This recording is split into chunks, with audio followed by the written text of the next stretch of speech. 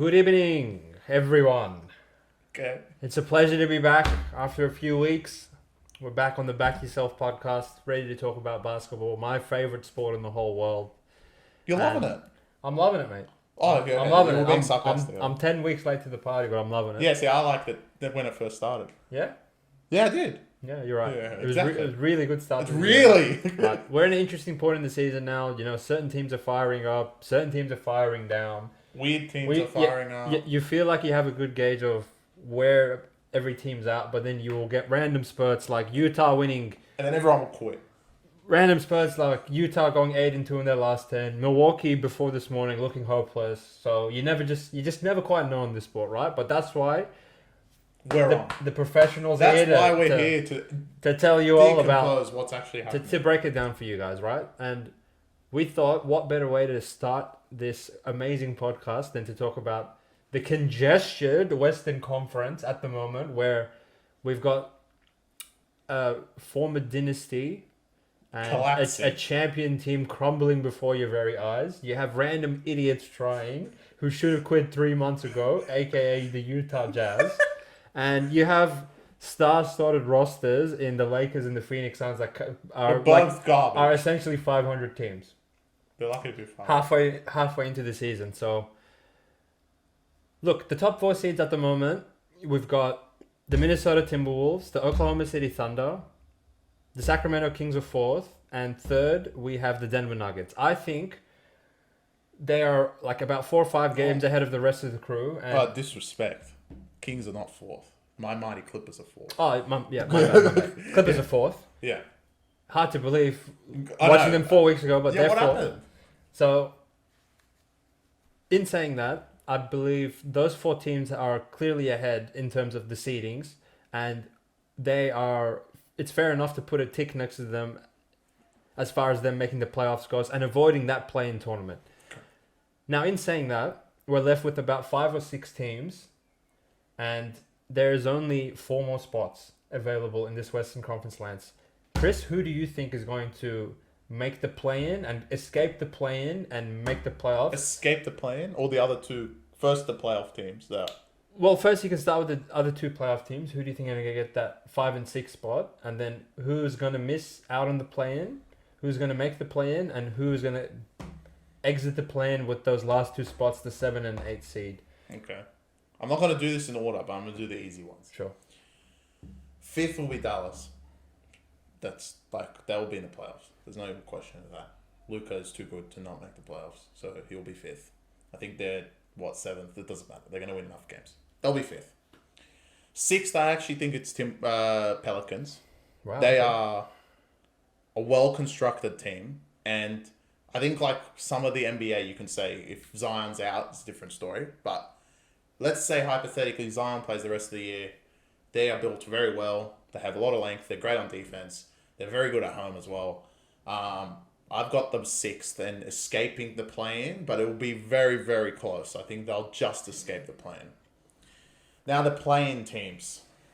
Unfortunately, it will be Lakers because LeBron to miss out on the playoffs is just... And they need to hang another banner for the year, the play-in I can't believe champions. they hung the banner for in-season tournament. Anyway, they should hang themselves. They should hang themselves instead for of... celebrating that. But anyway, They'll be in the play-in. Where should they seed?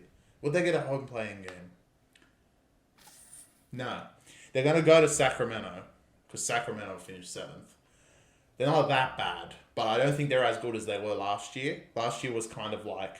Sacramento will be 7th, so they'll have a home... Not that I think they'll make a playoff, so it's one of those scenarios that the play-in does exist for a reason, but they'll finish 7th. They're going to struggle playing these other teams that are all like much more experienced. 8th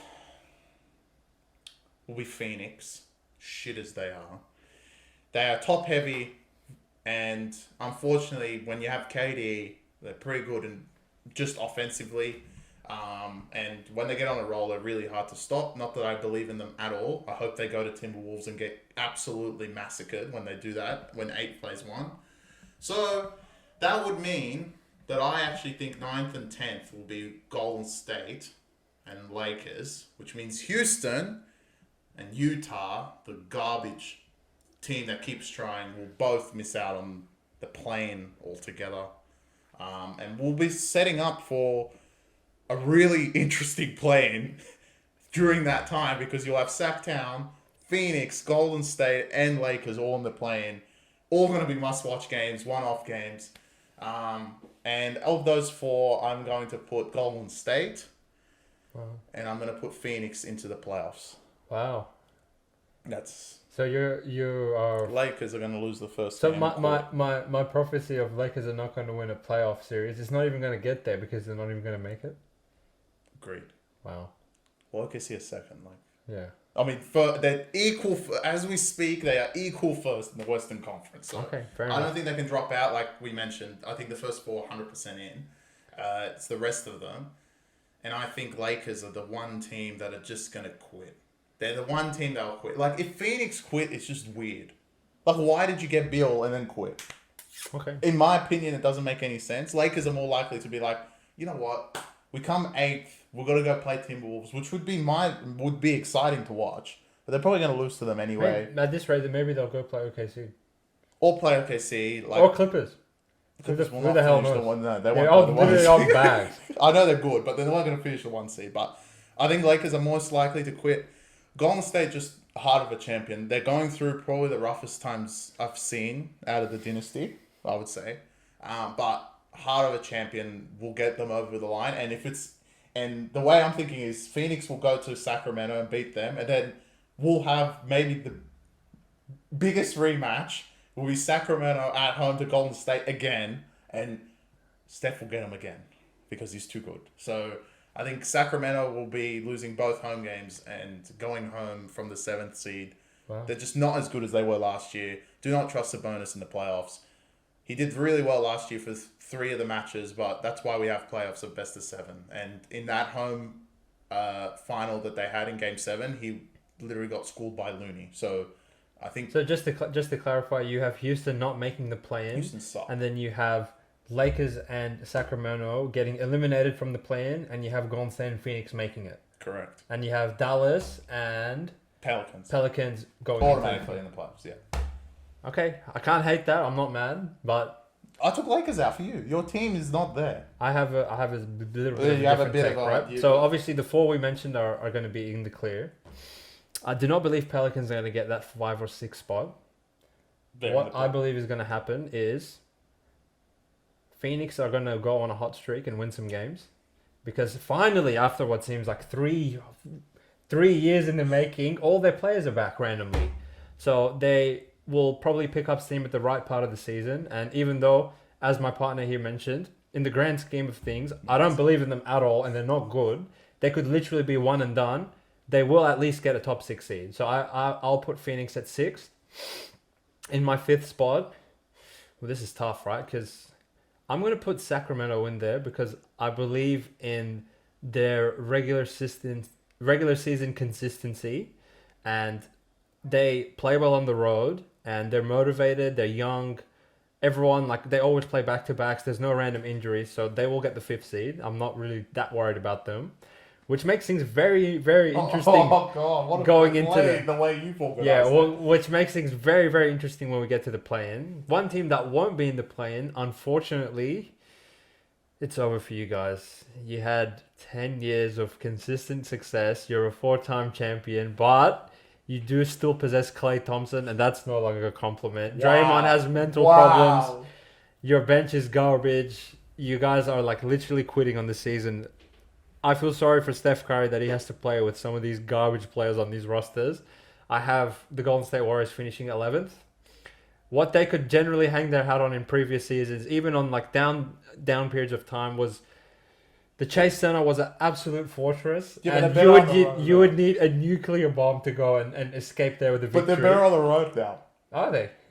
Wait till tomorrow. Is that why they're plus 4.5 to Bulls tomorrow? They're gonna win. They're pathetic. So, Okay. Golden State, sorry. That's not even my biggest thing. Golden State, sorry. You're not even going to make the play-in. Are we I believe discussing Utah? Utah, I wouldn't even waste oxygen on them. Okay, So yeah. don't worry about them. So that means Houston will get the 10th seed because they will fight for their lives for Ime. Dallas will come 7th, just narrowly miss out on one of those top seeds.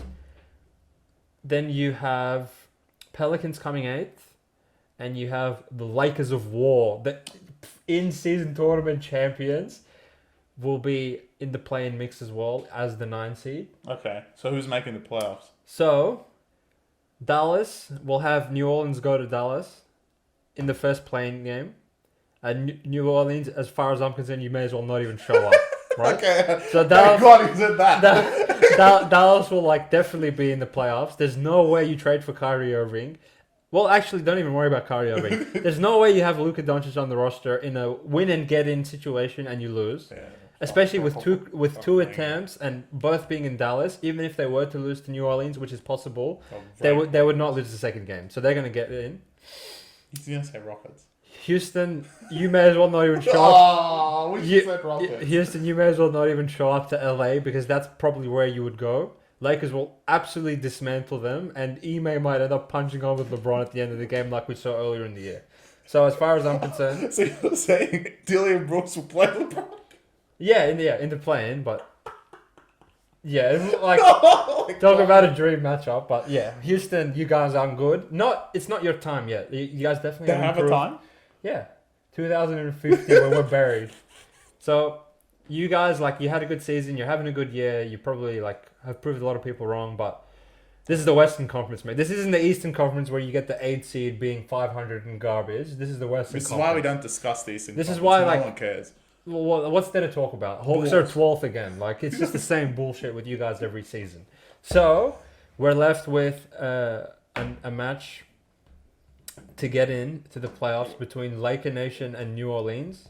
And unlike the in-season tournament, Lakers will be packing their bags and getting out of here. See you later, LeBron. Alright, at least we agree on that. So they finished 9th and quit, but I think they quit to Golden State. Much funnier. that would be much funnier. I mean, if they lose to Rockets, that's worth its weight in gold. But I just can't see LeBron going that shamefully. So I think my hot take is Golden State not even making the play-in at all. But if you've been watching them play this year, I don't think it's a hot take at all. I think mine is more of a hot take. Which one? That they actually make the playoffs. Yeah, I guess so. I think you're I general basketball fan would just be it's Golden State. Yeah, but I think right now everyone firmly believes that they're not going to make it. I don't know if I agree with that. I actually think there's more people saying that they won't make it at all than make it. I don't know.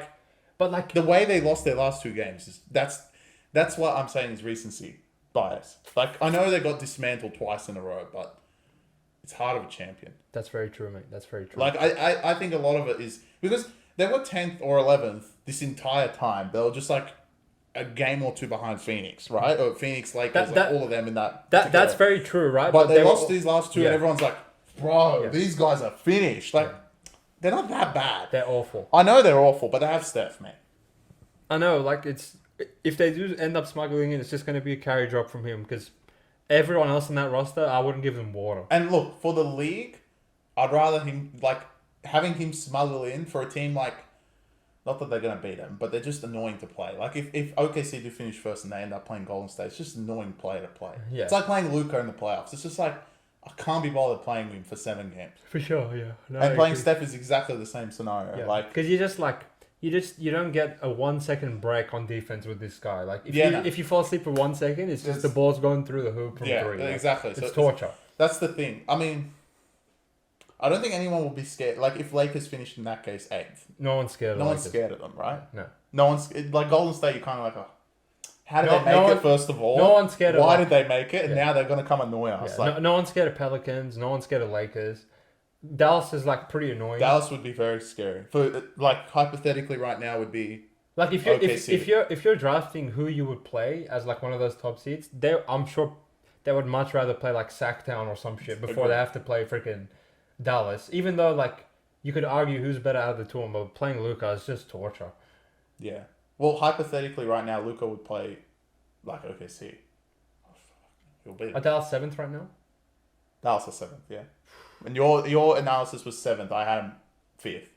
But so they can play Clippers for the 20th time. It's just torture. But if they finish 7th, Dallas playing OKC, I'll take Dallas. Okay. So in summary, I have Golden State missing the play-in, Houston and Lakers getting eliminated in the play-in tournament once they get there, and Dallas and Pelicans getting the 7 and 8 seed, and Sacramento holding one of the 5 or 6 seeds along with the Phoenix Suns. Yeah, I feel good about that. Well, how about Dallas? We'll come back and check this tape about 6 months. Not 6 months, maybe like 3-4 months from now, and we'll see. Dallas 5th, Pelicans 6th, 7th will be Phoenix, unfortunately. 8th, Golden State. Who cares about the rest? The rest will be 9th, Lakers, 10th. Who else? Sacktown, because they lost 2 games at home, so they can get out. Yeah. And then Houston and Utah, which I don't even know why they're in the playoff conversation. They're fucking garbage. But anyway, the 19 and 20, I don't know how. Just a quick shout out, Memphis. It's just a tumultuous year. It was the year from hell. It was taken out of your hands. Too many injuries. Jar finally comes back. You go on a little hot streak. Now Jar's out. Smart's out for another 2 months. You're left with just Jaren and Bane. That's all right. Go get yourselves a nice draft pick and run it back next year. Next year is the chance, boys.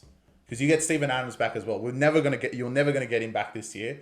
So you guys should be fully healthy. And like my partner just said, you're gonna get a really good draft pick now. Well, maybe a lottery pick because Utah keep winning for whatever reason. So you guys might get a lottery pick, which would be really good. But yeah, I did have hope. I think a lot of people had hope of them making the playoffs. That was kind of the talk when Jar came back and they won like 4 straight. They were like, oh my God. 7 out of 10 they or were like, something. oh fuck, here we go. But you know, the shoulder thing, that's gonna ruin your season. Jaren's out. Like I think Jaren's out for a week as well. Yeah. Like Smart's out for 2 months. Smart's out for 2 months. Like it's over now. Yeah, it's over. But you did do some entertainment. I'm sure you're gonna pull like an upset here or there and on some stupid team when you guys go back to Memphis. But yeah, it's just pointless. It's just pointless. So unlike Utah, you guys will quit, and everyone else. Talking about a team that doesn't quit. Yeah. Who's on your horizon? My horizon is, can they get to the end of the year without losing at home? And we're talking about Boston, who yesterday beat Timberwolves in overtime. They're getting close because I think they've had a few games go to overtime. Overtime against Pistons, overtime against T-Wolves, but they seem to get the job done at home. JT hit a massive 3 right at the end of that game. Are they going to go undefeated at home? Who's going to beat them at home? Well, I don't know a team. I don't know if we can highlight one team because some idiot's going to do it. I think it'll be some like, it won't be an imbecile like Pistons or something, and it won't be like a good team. Philly or Milwaukee or some shit. True. It'll be somewhere, some idiots like Hawks will go there and win. Hawks? Yeah. They can't even win at home. They're a road team. But they're 18-0, the only team in the NBA who hasn't lost at home. That's crazy. And they could go a few more games at home. But let's put a caveat on that because we just watched today them being dismantled by the schedule makers. No, by Milwaukee. Because no one knew that Timberwolves would be this good. So I'm not going to blame the schedule makers. But they did play in Boston yesterday, so you can put like a bit of a caveat on them going to Milwaukee. But Milwaukee went out there, been like, you know who the fuck you're playing, right? And dismantled them. Yeah. Absolutely dismantled them today. Milwaukee, in my opinion, and we've said this from the start, they're going to be the championship favorite. I think they are. No, Boston is. Boston is. Sorry. But I think they still are the championship favorite. I would still roll with the defending champs. Oh. Yeah. Really? Yeah, Denver, yeah. I'll give them that respect. Until I see Milwaukee and Boston actually earn it properly, but even after Boston, you could say even after today's massacre, I would still probably lean Celtics in the series. Wow. To beat Milwaukee. Well, they're just like home court I don't think really matters. No, it definitely does. I don't know. If you have a game, good teams. If you have a game 7, you would rather it be like in your building. Of course, but which like not knowing these two idiots, it probably would go 7. It's like right, like to go 7. Like if Boston, which it looks like they never lose a home game in their so existence, they're going to win all their home right? games. Assuming they get the 1 seed, but they'll lose in the playoffs. Don't worry. I probably wouldn't feel that confident in Milwaukee going there. Excuse me. I think I would in a game 7 and winning them. I would. They have this guy. Yeah, sure, but can this guy defend? That's what I'm worried about. It's easy to defend them. What? Boston. JB will just turn it over. JT will throw it to the other team. Yeah, but I'm not worried about those Wait, two. wait. What if? I'm much more concerned with the other three. No. What if some trade happens because Golden State start blowing it up and Milwaukee grab Wiggins? Well, if Celtics were smart, they would grab Wiggins because then Then JT can't be yeah, stopped. because then automatically once they get to the finals, Tatum will average more than 17. That's true because I mean you can't beat Wiggins. If Wiggins is on your team, you can't lose. But maybe Wiggins will demoralize him at training. What? Just not let him score at Yeah. training. You just got to D him up. Yeah. Yeah. All right. He seemed to do it easily the last time they played. But This is true. in saying that, Actually, they beat. You know what's funny? They beat Golden them State are again. that bad that they still beat them again. I know, yeah, it's just stupid. Fuck. So that just goes to show, like, on any given day, Golden State can probably still beat Actually, you know what would be funny? Boston's first losses to them. in the Because garden. I think they still haven't played. They've No. only played one, right? Yeah, yeah. That They're would waiting be to bow down hilarious. Wiggins off the bench. That would be hilarious. Yeah, wow. Okay. But yeah, Boston. I think their home record. Look, we saw in the playoffs last year. I might be wrong. You might know this. They lost more games at home than they did on the road. Yeah, they did. Which right now looks like, oh, they're impossible to win at home. But we know, we've seen them in the playoffs. They do this before. They lose at home in the playoffs when it actually matters. They dropped that stupid game to Hawks. And from then going forward, they've lost dumb games at home. Yeah. Like they lost game 5 against Hawks. They lost game 1 against Philly without Embiid at home. They lost some dumb, stupid games. Don't get me started on Miami. Both games at home to start. Both the first ones and Game 7. Exactly. So they can win. I'm not discouraging they're going to win out at home. Like, I think they might, because now that the record's set, it's kind of like, let's just keep winning. And if they keep, and every time they're going to be favourite anyway. I so it doesn't actually matter. think, like, because they've gotten this far without losing at home, they are, like, trying to defend the home record. Yeah, a that's lot. what I'm saying. That's they're why, just like, not going to lose. these, like, random games that have been going overtime and then winning, if they weren't defending and They trying would so lose. fucking hard to, like, go 19-0, 20-0, 21, they probably would have lost one of them by now. But you see them giving, like, maximum effort, and they don't, like, rest players and shit on back-to-backs when they play there. They're just trying to go, like, They're trying to go undefeated at home for as long at home as they can. So now it's like, that's what I'm saying. That's like the Pistons thing when they were going this many losses. It wasn't that the other team just didn't want to lose to them. Yeah, yeah. It's the same Until scenario Raptors that's came like, to town. well, yeah. Well, that was before the trade. Yeah, well. But now it's just like, let's just keep winning. One more, and they'll go to the end of the year, which they might. Like, they're the best team on record in the NBA right now, other than today when they got dismantled, which is a swing game for them. Yeah. I think on top of the fact that they want to win every game at home, they know it's that in their hope to have home court, and today wasn't a good representation of keeping home court because you lost a swing game that put Milwaukee back, I think, only 1.5 games behind you now. Which is, like, a bit hard to... Because Milwaukee isn't playing great. Sure, yeah. That's, like, I guess the Like, scary thing. They're not playing Really great, and they're scary to think and they're that only Milwaukee... 1.5 game behind Yeah. them. Like, so they're gonna just keep defending home court, and maybe they'll end the year without losing.